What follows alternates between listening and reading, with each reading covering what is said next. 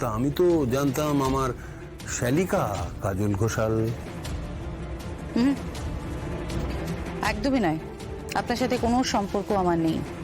তার কারণ সাক্ষী মুখার্জির সাথেই আপনার কোনো সম্পর্ক নেই।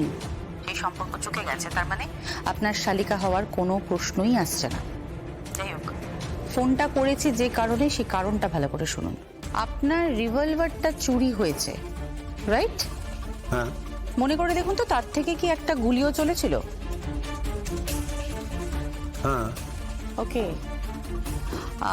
সাক্ষী মুখার্জি কি সেই সময় স্কুলে ছিলেন? হ্যাঁ। তাকে কিন্তু সন্দেহ করা হচ্ছে। হ্যাঁ। আর এই মর্মেই কিন্তু এফআইআর করা হয়েছে। হ্যাঁ, ঠিক। আপনি এগুলো জানতেন না? হ্যাঁ জানি, সবটাই জানি, কিন্তু কি বলুন তো, ওই খুব পাতি একটা গেম খেলা হয়েছে।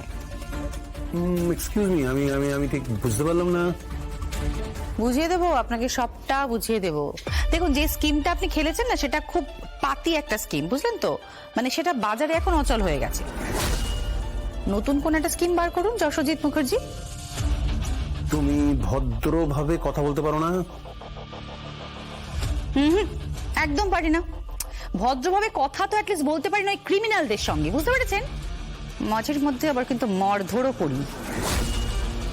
বদনাম আছে কিন্তু আমার, ভালো বদনাম আছে। খুব মারধর করি, চড় থাপ্পড়, মাঝের মধ্যে আবার ওই রুলের বাড়িটারিও কিন্তু দিই, জানেন তো?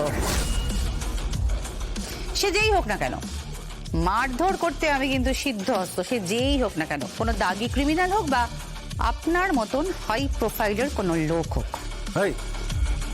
তুমি কার সঙ্গে কথা বলছো তুমি জানো? খুব ভালো করে জানি, যশোজিৎ মুখার্জি। এই মুহূর্তে আপনি কোথায় আছেন বলুন তো? আপনি হসপিটালে আছেন। হসপিটালে আপনার সামনে রয়েছেন রাজরানী মুখার্জি, আর রয়েছেন অভিমন্যু মৈত্র, আর আপনার ঠিক পেছনে রয়েছে স্বয়ং মৈত্র।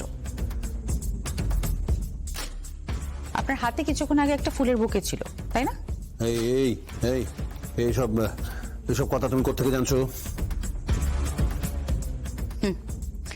হাসপাতালে আপনার ঠিক সামনেই দাঁড়িয়ে আছে সিভিল ড্রেসে আমাদের লোক, আমি পাঠিয়েছি। আপনি কি ভাবছেন বলুন তো আমাকে? আরে আমার লোক বরাট তো গেছে সাক্ষী মুখার্জিকে বাড়িতে পৌঁছে দিতে। আমার বাড়িতে নয়, আপনার বাড়িতে পৌঁছে দিতে, বুঝতে পেরেছেন? মানেটা আপনাকে আমি পরে বুঝিয়ে দেবো, সুন্দর করে বুঝিয়ে দেবো।